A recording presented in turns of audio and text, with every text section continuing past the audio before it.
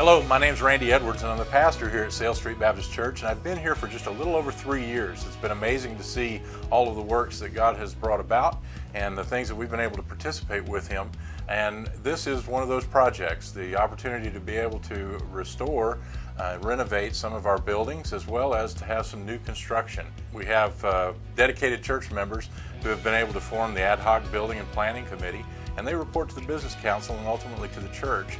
It was on our hearts to be able to come up with a plan that would be good stewards of our money and to be able to honor God in the process, and we wanted to make sure that we were able to take care of the buildings, the facilities, for years to come in order for us to be able to do ministry. We have that opportunity, and the church came together and voted for a building project back in November, and now it is coming to a place where it's going to happen. We have the opportunity to see shovels being put in the ground and new buildings being built. This is all in order to bring glory to God, for us to be able to serve our community and to serve one another as well. In the next few minutes, you're going to be hearing from people who took on areas of responsibility for the planning, as well as talking with the architect and being able to bring this to fruition. I think you're going to find it a very exciting clip. Well, in Southwest Louisiana, we anticipate roughly 15,000+ direct jobs as a result of the construction that's going to be going on through all of the industries. That 15,000 number of how many people are going to be here, that's the direct jobs. So there's also families, children, brothers, sisters, daughters, husbands, wives. So that big picture number that we're going to be seeing in Southwest Louisiana, you're seeing some reports upwards of 30,000 people in the next 3 to 5 years. We have a great problem at Sale Street Baptist Church, and that is we're running out of classrooms. I think everyone gets the idea. We're spread out. We are using classrooms where we can. Another thing that we're missing in the building is just the functionality within the classrooms. There's not enough space for us to store materials, for us to store supplies that the children use every single Sunday. Some of the limitations that our current facilities puts on us is, number one, we do not have a place right now where the whole church can meet together in one place. Just our simple layout of the church becomes somewhat of a hindrance. It's hard for people to maneuver around to figure out what place is where and where things are. The city of Lake Charles and all of the utility companies in Southwest Louisiana are beginning this process of significantly upgrading their utilities, their infrastructure, their components that they use regularly that are seeing the end of their what we call their service life. Our church, many of the structures around here are 40, 50+ years old. They're not seeing the end of their life, but there are things that we can do to update them and to make them more approachable and more welcoming to people that are new to this community. Some of the things that we're very excited about is the new fellowship hall. That's going to provide us an area, a space in which the whole church can come together and eat meals together and do big service projects. Current fellowship hall will help us house over 300 people.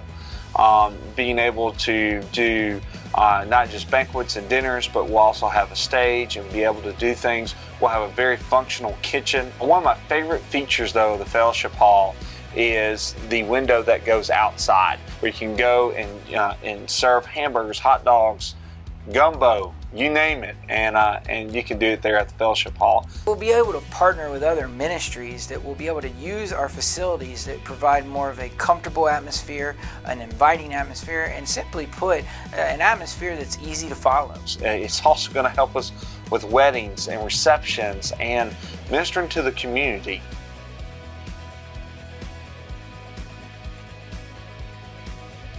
We're adding around about 15 classrooms. It's also, when saying that, it's going to free up classrooms in other areas as well. Classrooms in the children's department and the youth department. So really, technically, we're adding a whole lot more classrooms because of the space it's going to open us up to. The rooms will be self-contained to allow the teachers easy access to their supplies, to be able to store toys, and even the layout of the floor. So there'll be area where there's carpets, the children can sit during their Bible story time, and there'll be area where the floor is another type of flooring that is easier to clean. So when they're having snacks or doing crafts, they have that space laid out within the room as well. We believe massively in the security of our children here at Sale Street Baptist Church. Unfortunately, we do live in times in which people have no problems bringing harm upon the most innocent of our population. So right now, when there's dismissal times, adults do walk right through some of the main areas. We want this to be a place where parents can engage in their time of discipleship and not have one worry about their children and what's going on. The welcome area will be connected to other parts of the church so that as you come in, drop off children, and then exit, you're not passing through areas that are specifically just for children or volunteers or for parents.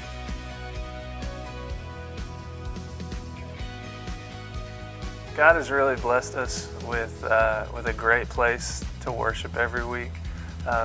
So we're not really going to be looking to expand on the worship center itself.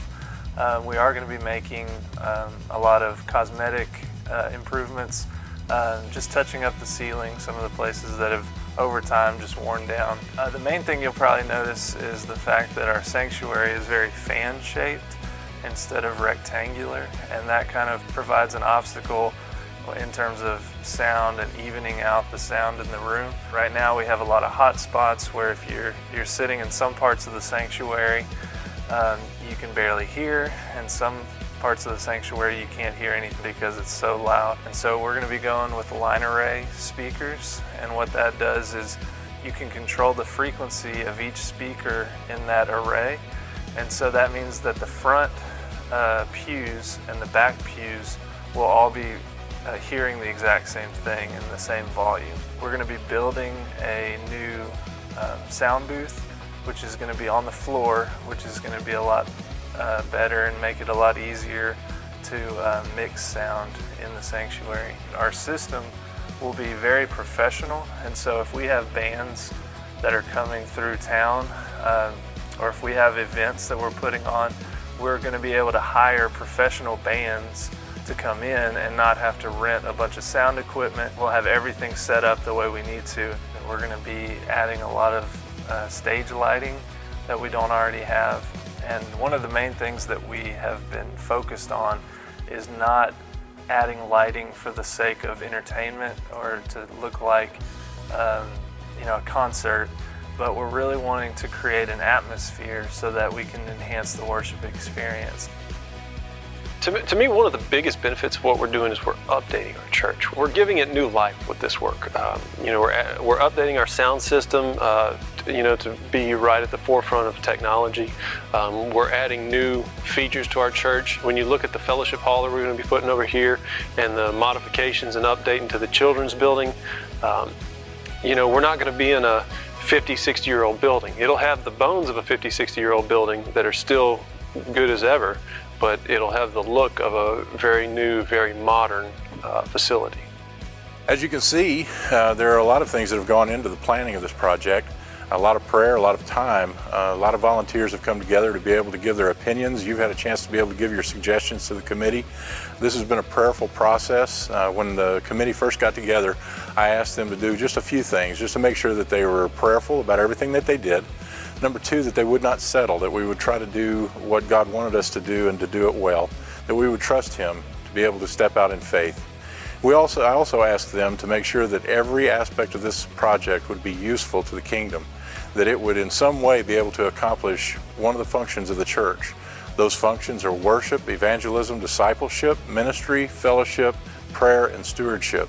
If you look at the project, you're going to be able to see that it accomplishes all of those goals, the functions of the church as we come together in the body. We don't want just a building. That's just sticks and bricks. What we want is God's best for Him. So we want to be able to have a place that when people come, they feel invited, they feel welcome. They know it's a church. They know it's a place where people gather to worship God. We want a place where Jesus is glorified and where His name is made known. We want it to be a place where His power is made readily available and known to everyone who comes. We want the community to know that this is God's place and not our own. This is not a thing that you're going to have to worry about having commercials every week in order to be able to fund it. I believe that God is going to provide that funding as He already has. I believe this is going to be an opportunity for us as His people to be able to see Him work in great and mighty ways that we didn't even know to ask. That's going to be a wonderful thing for the people of God as well as the community here in Lake Charles.